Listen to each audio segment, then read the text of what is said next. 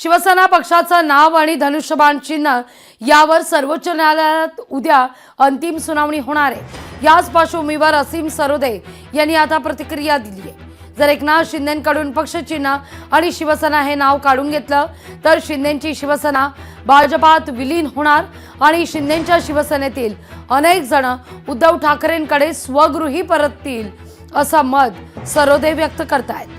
सरोदेंशी संवाद साधले आपले प्रतिनिधी अमोल धर्माधिकारी यांनी।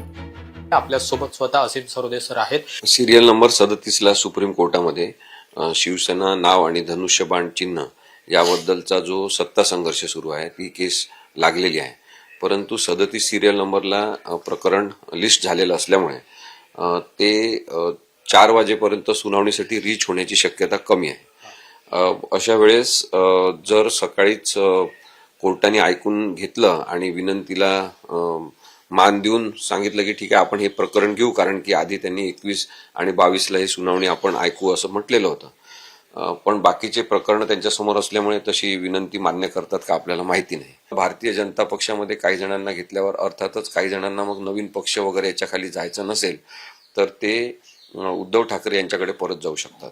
जे साधारणतः उद्धव ठाकरेंबद्दलची भाषा त्यांनी चांगली ठेवलेली आहे, दुजाभाव ठेवला नाही, दुर्भावना ठेवली नाही, अशा काही लोकांना मूळ शिवसेना उद्धव ठाकरे या पक्षामध्ये नक्की स्थान देण्यात येऊ शकते। आणि अशा वेळेस महापालिका निवडणुकांचं पाहिलं तर जे निवडून आलेले नगरसेवक आहे ते मोठ्या प्रमाणामध्ये उद्धव ठाकरे यांच्याकडे जाऊ शकतात। आपल्या बोलण्यातली अनिश्चितता आहे ती सर्वोच्च न्यायालयामध्ये तारीखवर तारीख होत असल्यामुळे निर्माण झालेली आहे, नाहीतर हे नक्की आहे की कोणताही निर्णय कधी पण लागला तरी तो उद्धव ठाकरे यांच्या बाजूनेच लागेल, ही संविधानिक सत्याची बाजू आपण समजून घेतली। कॅमेरामन तुषार ननावरेसह अमोल धर्माधिकारी, लोकशाही मराठी, पुणे।